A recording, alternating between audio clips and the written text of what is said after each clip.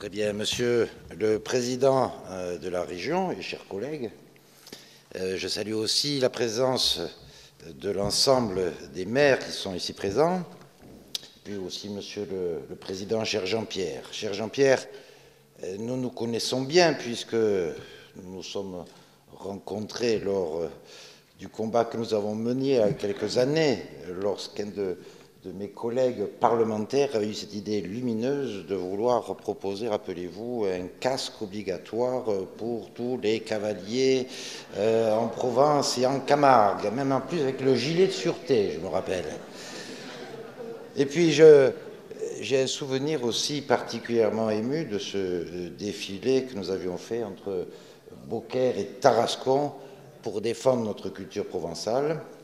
Et puis, je vous ai souvent accueilli à plusieurs reprises à Châteaurenard pour une assemblée générale et un forum sur le thème « Une loi pour les langues régionales » qui avait fait jour d'une motion qui fait désormais référence. Bien, je suis donc bien évidemment résolument de votre côté parce que, selon moi, l'histoire d'un peuple se reconnaît d'abord dans son identité. Et la défense de la langue provençale, c'est bien le combat de cette identité. Alors c'est vrai que nous avons un monde qui est très difficile, qui évolue en permanence, et je crois que dans ce monde qui évolue très vite, trop vite, nous avons peut-être besoin encore plus de repères, et ces repères, ce sont notre richesse. C'est donc bien notre devoir de les préserver, et je vous suis très reconnaissant de ce travail très conséquent que vous faites. Alors il en va bien sûr de notre identité. Il en va de notre tradition, puis aussi il faut regarder vers l'avenir, de notre patrimoine pour nos enfants et pour les générations à venir. Alors, c'est une discussion qu'on avait eue, cher Jean-Pierre, sur ce lien qu'il peut y avoir aussi entre cette identité et l'économie. Alors, je suis, moi, très impressionné par le travail, le rendu des commissions, qui était un travail que j'ai trouvé très riche, mais en même temps très prospectif et en même temps très concret. Ben, écoutez, je ne suis pas toujours là pour être toujours d'accord. Il y a peut-être un point sur lequel j'ai un petit peu sursauté, c'est sur l'agriculture. Parce que, je vais vous dire pourquoi. Je ne crois pas que dans notre agriculture, il y ait une agriculture bio qu'il faut soutenir et une agriculture chimique. Je crois qu'il y a une agriculture bio, il y a une agriculture raisonnée, il y a une agriculture conventionnelle, et je crois qu'il ne faut pas actuellement opposer tous ces mondes-là, il faut permettre à tous, au contraire, de véritablement s'épanouir.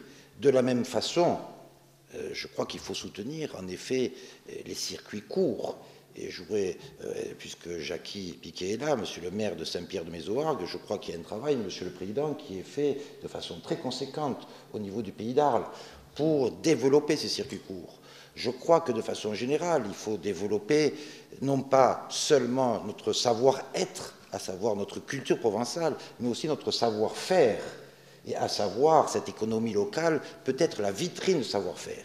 Mais il y a les circuits courts, mais mes chers amis, l'agriculture provençale doit rester aussi une agriculture au niveau national et au niveau aussi exportateur. C'est en ce sens, monsieur le président de la région, que je soutiens tout à fait votre projet de créer une marque provençale pour notre agriculture. Le parlementaire que je suis est profondément navré dans le métro à Paris ou dans les bus de voir Savéole, Prince de Bretagne. Et votre idée de faire une marque Provence de notre agriculture provençale est une excellente idée et nous allons la soutenir. Cette idée de la Provence, quand vous allez à New York au 57e étage d'un building, vous trouvez toujours sur quelqu'un qui a une affiche de la Provence. Eh bien, l'idée de labelliser notre bassin de production sur une étiquette Provence, je peux vous dire que dans le nord des Bouches-du-Rhône, nous serons tout à fait à vos côtés, monsieur le Président, parce que c'est une image fantastique, la Provence.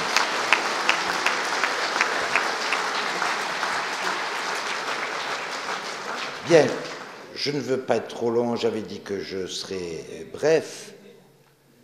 Ce que je veux vous dire, c'est que je suis là aussi, bien sûr, pour accompagner de mes vœux la création de votre observatoire de la langue et de la culture provençale sur la commune de Cheval-Blanc Et vraiment, je félicite Monsieur le maire qui le fait non pas dans une démarche marchande, mais qui le fait en effet avec la foi. Et j'ai été très très sensible à votre discours. C'est vrai que ce sera à la fois un organisme de coordination, un lieu de création. Ce sera aussi la structure fondamentale qui servira à la fois de socle et de tremplin de votre mouvement. Alors, quand j'ai écouté ce travail des commissions, et ça je vais parler, s'il m'y autorise, au nom de l'ensemble des élus, je crois que nous avons beaucoup de pain sur la planche, vu que vous avez des propositions très concrètes. Et puis, je voudrais vous dire, chère madame, nous les élus, sur tout ce que vous nous proposez, comptez sur nous, on ne va pas s'esbigner. Voilà, merci à vous tous.